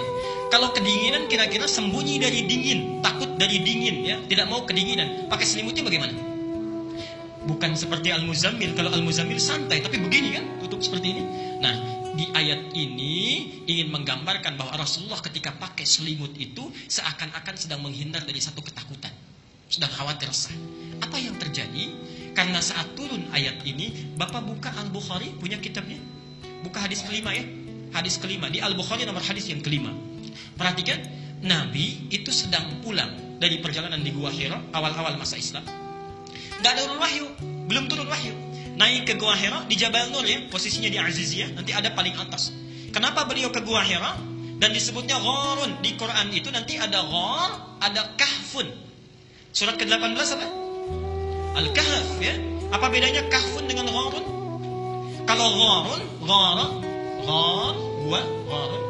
itu artinya ruangan yang sempit yang cukup untuk 1-2 orang saja. Karena itu saat bersembunyi dengan Abu Bakar di Jabal Thur itu, idhuma fil ghar, bukan idhuma fil kahfi. Karena ruangannya cuma cukup 1-2 orang. Tapi kalau kahfun, ruangan yang cukup lebar, cukup 5, 6, 7 orang ada di situ. Kenapa muncul surat Al-Kahfi? Karena pemuda yang sembunyi di situ itu bukan 1-2 orang, tapi cukup banyak. Perhatikan detailnya bahasa Al-Quran. Nah, Nabi datang ke sini. Kenapa dipilih Gua Hira? Karena gua ini nanti kita akan perhatikan di semua tempat gua-gua di Mekah, cuma gua ini yang batunya semua susunannya menghadap ke kiblat, ke Ka'bah. Dan hebatnya Pak, ini menghadap, ini bayangkan Ka'bah, ini Gua Hira misalnya di Jabal Nur, ini menghadapnya begini, di ujungnya ada lubang kecil, ya, seperti teropong fungsinya. Di Nabi seakan-akan masuk ke situ bisa melihat dari kejauhan bagaimana perilaku umatnya, yang kadang menyimpang, mabuk dan sebagainya dan seterusnya. Sedih beliau berdoa kepada Allah menghadap ke kiblat langsung. Subhanallah. Di sini ada pesan, kalau antum ingin mencari tempat yang baik, carilah tempat yang mendekatkan diri kita pada Allah Subhanahu wa taala. Kita bahas lain waktu, ini tugas Ustaz Khalid nanti menerangkan. Masuk ke sini, belum turun wahyu. Ketika turun dari sini, di pertengahan Pak, siang bolong, subhanallah, siang-siang, lihat riwayat di Al-Bukhari. Tiba-tiba sedang jalan, lirik-lirik, ada yang manggil, ya Muhammad katanya. Dicari ke kanan gak ada orang, kiri gak ada orang, ke belakang gak ada orang. Begitu lihat ke atas, ada makhluk jubah putih, rambutnya panjang kayak orang duduk, ya Muhammad. Saya tanya Bapak, kalau keluar dari sini siang-siang, ada yang manggil, Pak, gitu kan? Maaf, cari kanan kiri gak ada, lihat ke atas, makhluk rambut panjang, pakaian putih begini. Apa yang Bapak lakukan? Itulah yang menimpa Nabi saat itu. Karena awal-awal masa wahyu agak ketakutan. Jadi takut itu wajar. Jangankan manusia, Nabi pun ketakutan. Dan ini persis peristiwa yang menimpa bukan hanya cucunya, kakeknya juga menimpa seperti itu. Pernah kejadian. Buka di surah 51 ayat 24, Az-Zariyat. Kakek Nabi, eyangnya yang paling tinggi itu Ibrahim alaihissalam yang ke-30. Kalau kita urutkan, masih ingat? Muhammad bin Abdullah bin Abdul Muttalib bin Hashim bin Abdul Manaf bin Qusay bin Murrah bin Kilab bin Ka'ab bin Ghalib bin Fihr bin Malik bin Nadar bin Kinana bin Khuzaimah bin Mudrika bin Ilyas alaihissalam bin Nizar bin Mudar bin Ma'ad bin Adnan bin Addi bin Adli bin Muqawwam bin Nahur bin Talih bin Ya'rab bin Yasjub bin Nabit bin Ismail alaihissalam bin Ibrahim alaihissalam. Perhatikan, di Ibrahim alaihissalam ada kisah. Ibrahim satu kali malam-malam, kalau Rasulullah ini cucunya yang akhir dari Nabi Ismail, datang tamunya siang-siang, Nabi Ibrahim malam-malam. Nabi Muhammad cuma satu malaikat, Nabi Ibrahim kedatangan banyak. Tengah malam, bayangkan ya, 1:30 misal, jam 1:30. Ada orang ngetok pintu di rumah kita, Assalamualaikum, Assalamualaikum, saya tanya dibuka nggak? Belum tentu. Taruhlah bapak ibu ada berani, Pak tolong lihat, diintip sama bapak, dilihat orang-orang pakai jubah putih, rambutnya gondrong, dibuka nggak? Taruhlah berani misalnya, dibuka, apa yang akan dikatakan? Paling bertanya ya, bapak dari mana kan? Nabi Ibrahim tidak. Langsung dipersilahkan masuk. Perhatikan akhlak seorang nabi menyambut satu tamu. Dilihat oleh Nabi Ibrahim, hal ataka hadithu dhaifi Ibrahim al-mukramin. Tahukah kalian pernah dengar kisah tentang Nabi Ibrahim dan tamu-tamu yang dimuliakan itu? Silakan disimpan. Idh dakhalu alaihi, ketika mereka bertamu ke rumahnya, qalu salama, mereka mengucapkan assalamualaikum. Dibuka langsung, dijawab salamnya. Qala salam qaumun munkarun. Waalaikumsalam, ini orang asing. Tidak banyak tanya, bapak dari mana, ada keperluan apa? Karena lihat ini orang asing, dipikir barangkali capek, perlu istirahat, tidak ditanya dulu, silahkan masuk. Dipersilahkan duduk, faragha ila ahlihi, datang ke istrinya, faja'a bi'idin samin, tanya pada istrinya, maaf, ma, ada menu terbaik apa untuk tamu kita di malam ini? Sempat-sempatnya menyembelih lembu, Pak, dimasak. Kejadian mulai muncul saat dihidangkan, faqarrabahu ilaihim qala ala ta'kulun. Sudah didekatkan kepada mereka, subhanallah, ternyata dilihatin aja nggak dimakan. Dilihat dari atas ke bawah, subhanallah, ketika dilihat ke bawahnya kakinya tidak napak di lantai. Posisi sudah duduk, apa yang terjadi? Lihat bahasa Qur'annya, fa'aujasa minkum khifah, maka ketakutan luar biasa. Jadi takut itu wajar. Yang tidak wajar sudah takut, tidak mau mendekat kepada Allah. Nah, barulah dikatakan qalu la takhaf wa basyaruhu bi ghulamin alim. Mereka katakan jangan takut, ya, kami datang dengan berita yang besar dari Tuhanmu, istrimu akan punya anak langsung dari Allah. Jadi orang yang dekat dengan Allah, fala khaufun 'alaihim wa lahum yahzanun. Poin Nabi Muhammad ketika melihat itu, faru'ibtu minhu, kata Nabi. Ru'ibtu, saya takut luar biasa. Ra'aba itu merinding dengan bulu kuduknya naik. Ru'ibtu, jadi takut yang bulu kuduknya naik. Kalau aujasa itu merinding tapi sudah nggak bisa melakukan apapun. Bayangkan tamunya udah duduk, kakinya nggak napak, posisi sudah duduk, mau kemana lagi?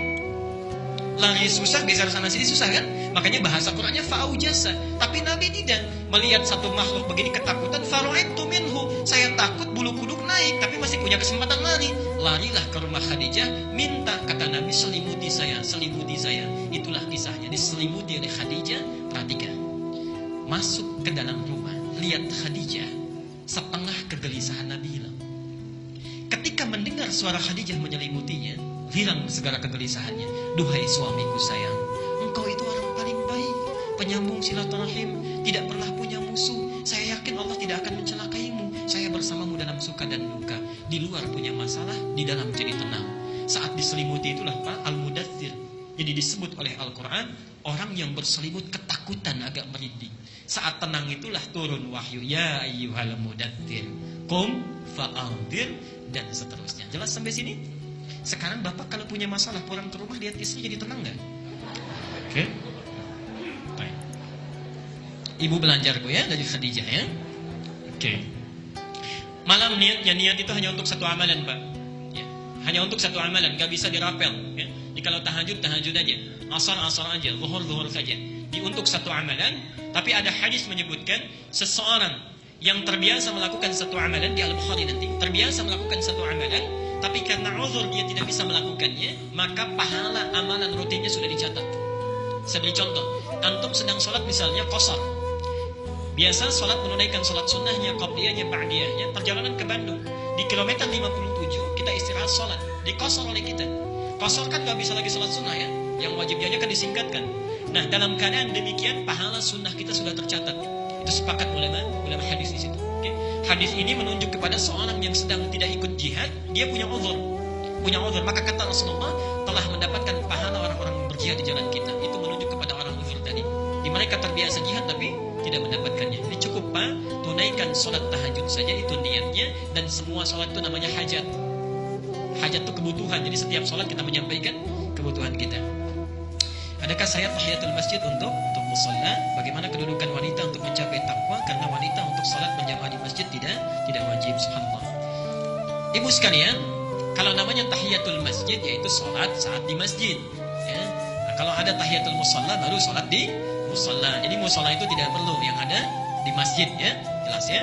Kecuali kalau ingin mengambil keumuman makna hadis, ju'ilatul ardu li wa li ummati masjidan tahuran. Dijadikan masjid itu, bumi itu dimanapun dia ada, itu suci bersih sebagai masjid bagi umatku. Tapi ini pun diikat oleh contoh Nabi. Ya, kalau kita artikan setiap tempat masjid, lapangan dalam sholat itu bisa masjid. Tapi Nabi tidak pernah sholat tahiyatul masjid di lapangan. Ya, yang ada namanya Sulaik al-Ghatafani. Sulaik al-Ghatafani dari Ghatafan datang kepada Rasulullah di masjid. Rasulullah sedang khutbah Jumat, tiba-tiba langsung duduk. Kata Rasulullah, jangan duduk, fala tadlis hatta tusalli raka'atain. Salat dulu 2 rakaat baru engkau duduk. Itu bagian yang pertama. Maaf, hukum salat tahiyatul masjid apa? Sunnah. Kalau sunnah itu dalam fikih paham gak? Sunnah itu bedanya dengan hadis. Kalau dalam ilmu fikih, kalau hadis segala yang berasal dari Nabi menjadi sumber hukum, tapi Nabi belum tentu mengerjakannya. Kalau sunnah, segala yang berasal dari Nabi menjadi sumber hukum dan Nabi konsisten mengerjakannya. Itu sunnah. Baik. Sekarang saya tanya, tahiyatul masjid sunnah atau hadis? Sekarang ragu-ragu ya, tadi kencang jawabannya. Oke ya? Baik. Perhatikan. Saya ingin tanya bagian kedua dulu. Rasulullah itu tahiyatul masjid gak? Rasulullah selama hidupnya tidak pernah tahiyatul masjid. Ya, karena rumahnya di masjid. Jadi posisinya, tidak ada sunnah fi'liyah tapi hadis qauliyah. Nah, posisi kalau ada hadis sunnahnya tidak ada, maka hadis ini berubah menjadi sunnah qauliyah. Jelas ya? Di pekerjaan sunnah yang dinisbatkan pada perintah Nabi. Jelas sampai sini? Oke. Bagaimana kedudukan perempuan untuk mencapai takwa? Karena perempuan untuk sholat berjamaah di masjid baik, tidak wajib. Baik, para ibu sekalian, subhanallah, Allah memberikan kelapangan bagi setiap hambanya tanpa pengecualian. Semua diberikan rahmat. Pada masa awal dibangunnya masjid di Madinah, perempuan itu lebih diminta oleh Nabi yang utama sholatnya di rumah. Kenapa? Karena masjidnya belum kondusif keadaannya. Kalau ibu lihat, bapak lihat dalam As-Sirah An-Nabawiyah, itu pertama kali dibangun luas Masjid Nabawi, bawahnya itu masih tanah. Kalau becek ya becek, kalau panas ya panas, ya. Kemudian atasnya masih dari daun-daun kurma disusun. Kalau bocor ya hujan di situ. Tempatnya baru terbatas. Ya kalau bocor ya. Berarti tidak tidur kan? Alhamdulillah. Berarti tidak tidur. Menghilangkan sedikit agak resah. Kalau hujan ya bocor. Alhamdulillah. Baik, selesai ya? Baik, kita tuliskan dulu sebentar. Nah, saat itu keadaannya satu tempat tidak kondusif. Yang kedua, itu masih banyak fitnah di sekitar Madinah. Jadi masih ada preman-preman di sekitar Madinah. Turunnya ayat tentang hijab, ayat tentang jilbab, itu disebabkan karena perempuan kalau keluar rumah itu selalu diganggu oleh preman. Sehingga satu kali, kalau akan buang hajat, masa Nabi itu belum ada toilet umum. Kalau ingin buang hajat ke kebun kurma, datang ke kebun kurma, di jalan diganggu oleh preman-preman di Madinah. Diadukan pada Rasulullah, turunlah ayat tentang hijab atau jilbab. Ya ayuhan nabi, qul li azwajika wa banatika wa nisa'il mu'minin an yudnina min jalabibihinna. Sejak saat itu diminta perempuan untuk berhijab. Apa tujuannya? 2. Asa an yu'rafna fala yu'dzain. Supaya dikenali dia seorang muslimah. Di ciri Anda seorang muslimah itu ada pada hijabnya. Itu ciri muslimah. Yang kedua tujuannya fala yu'dzain. Kalau orang sudah pakai hijab, maka hukumnya berlaku pada laki-laki, konsekuensinya harus melindungi supaya tidak terganggu. Sebetulnya pakai jilbab itu, ini saya berikan rahasianya antara kita saja di sini. Jilbab itu kalau orang tahu hikmahnya, setiap pakai jilbab Allah sedang menyayangi dan melindunginya. Kalau perempuan pakai hijab jilbab, laki-laki yang melihat perempuan itu susah wajib membantunya. Sejak saat itu, kalau ada yang ganggu, langsung laki-laki muslim pasang badan. Pernah kejadian setelah itu diganggu, bentrok, orang muslim langsung membantu. Jadi sebetulnya Pak, kalau perempuan sudah pakai hijab, itu laki-laki selama melihat ibu itu ada kesulitan, wajib dibantu. Enak Bu ya, tidak ada laki-laki. Ibu belanja ke pasar Keranji, beli beras 25 kilo, pakai jilbab, kelihatan sama bapak misalnya, hukum berlaku. Ya. Beruntungnya sebelumnya belum tahu, jadi jangan dituntut itu ya. Oke. Nah saat itu diminta untuk di rumah, karena tidak kondusif. Yang ketiga, kewajiban di rumah masih belum selesai. Karena itulah Nabi menyampaikan semakin dia jauh berada di dalam rumahnya, semakin besar pahalanya. Jadi di rumah itu nilainya sama dengan laki-laki yang di masjid. Semakin terdalam, semakin tidak terlihat, semakin besar pahalanya saat itu. Subhanallah.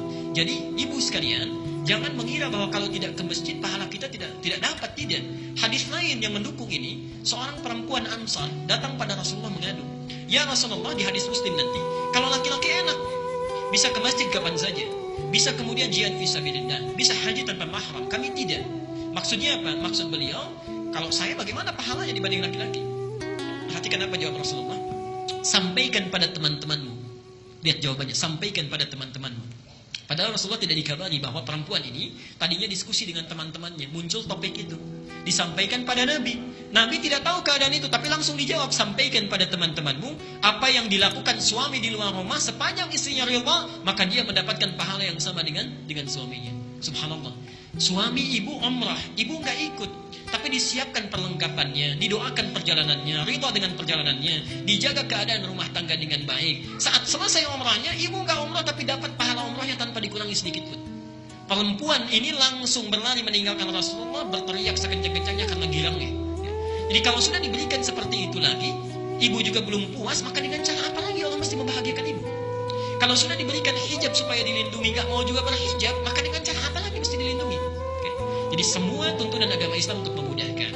Hukumnya sekarang, kalau masjidnya sudah bagus, sudah baik, hilang difitnah di jalannya, kemudian ada tempat khusus bagi perempuan, di rumah bisa ditinggalkan kewajiban, selesai maksudnya, maka boleh perempuan itu menunaikan sholat di masjidnya seperti laki-laki. Assalamualaikum warahmatullahi wabarakatuh. Ustaz mau bertanya, rumah saya sempit 3 petak, kalau tempat sholatnya di ruang tamu, bisa nggak ditutup pakai bed? Waalaikumsalam warahmatullahi wabarakatuh. Baik, ibu ini sempit tapi punya 3 petak, masih kaya. Rasulullah seorang presiden, seorang yang sangat luar biasa, seorang imam, seorang pemimpin, ketika hijrah ke Madinah tinggal dengan Aisyah, ditawari jangan berpetak-petak luar biasa, tapi memilih cuma 1 petak. Jadi ibu itu lebih kaya dibandingkan Rasulullah. Beliau cuma 1 petak, ibu 3 petak. Bayangkan dalam 1 petaknya sholat bersama Aisyah. Satu masa beliau sedang tertidur, Aisyah itu, Rasulullah melihat capeknya tadi bangunkan. Ini adab Pak ya. Kalau tahajud, ibadah, ajak-ajak keluarga. Tapi dilihat kondisinya. Ibu juga begitu, suami baru pulang, capek dan sebagainya. Pak, ayo kita kejar surga. Capek. Lihat dulu pelan-pelan. Oh iya, barangkali butuh istirahat. Naiklah Rasulullah sholat. Dalam sholatnya tiba-tiba, Aisyah tergeser tangannya mengenai kaki Nabi. Tandanya apa? Tandanya RS7. Ruangan sangat sempit sekali sehingga selonjoran saja susah kena. Lihat ketika tersentuh, bangun di situ, dilihat kaki Rasulullah itu sudah membengkak, menangis terseduh-seduh. Setelah selesai ditanya, ya Rasulullah lima hakadha, ya Rasulullah kenapa bisa seperti ini? Apa jawab Nabi? Aisyah menegaskan, alam takun madmunan, alam takun ma'suman. Bukankah engkau dijamin masuk surga? Ini hadis sekaligus menegaskan keliru orang yang mengatakan bahwa Rasulullah tidak dijamin masuk surga. Alam takun madmunan, bukankah engkau sudah dijamin masuk surga? Alam takun ma'suman, bukankah engkau dijamin bebas dari kesalahan? Maksudnya langsung diluruskan. Apa jawab Nabi? Singkat saja, afala akunu abdan syakur.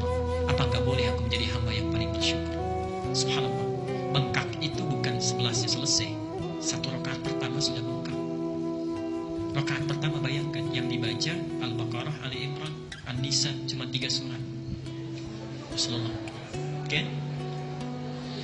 Tidak ada masalah Bu ya, 3 petak cukup dengan sajadah. Ibu kemudian hamparkan sajadahnya, gunakan itu dengan baik dan jadikan mihrab. Jangan dicampur dengan yang lainnya. Oke? Insyaallah mudah-mudahan diberikan kebaikan. Bapak Ibu sekalian, saya kira itu yang bisa saya sampaikan untuk hari ini. Nanti selanjutnya kita teruskan kembali tentang kajian As-Sunnah An-Nabawiyah dengan materi yang dirangkai selanjutnya.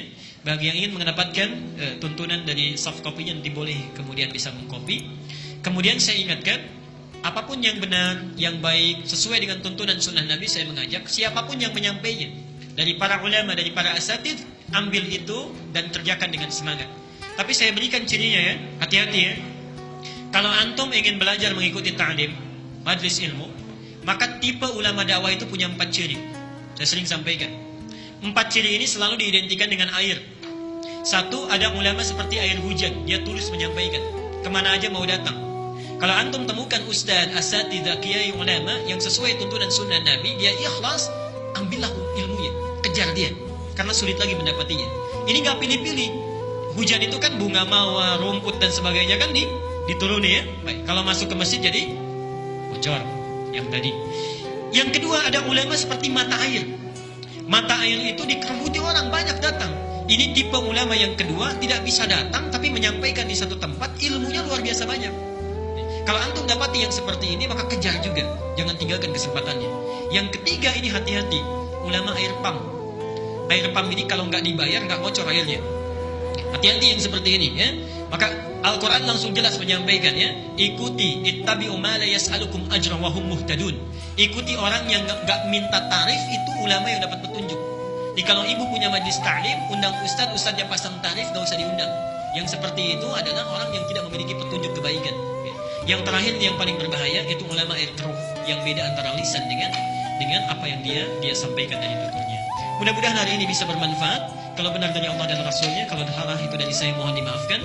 Semoga Allah memberikan hidayah dan taufik pada kita semua. Subhanakallahumma bihamdika asyhadu an la ilaha illa anta astaghfiruka wa atubu ilaik. Wa akhiru da'wana alhamdulillahi rabbil alamin. Wal 'afwu minkum. Assalamualaikum warahmatullahi wabarakatuh.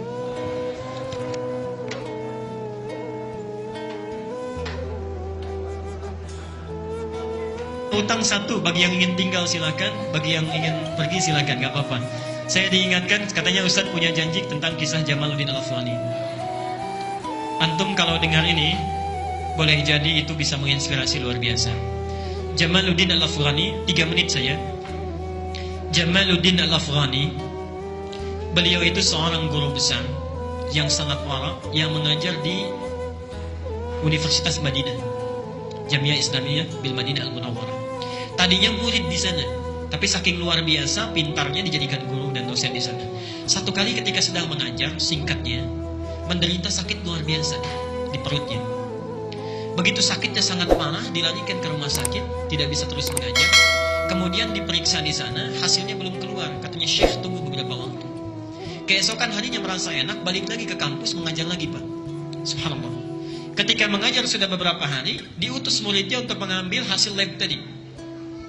Diambil hasilnya, muridnya itu tidak langsung masuk ke ruangan kelas, tapi menangis tersendu-sendu sepanjang jalan. Dibuka pintu kelasnya, basah jenggotnya dengan air mata. Ditanya, yang akan dituju malah tidak penasaran, diam saja, senyum lembut. Kata beliau, sudah keluar hasilnya. Ini murid malah semakin teriak kencang, menangis, kemudian menyampaikan pada kawan-kawannya, usia guru kita tidak akan lama lagi, tinggal hitungan hari.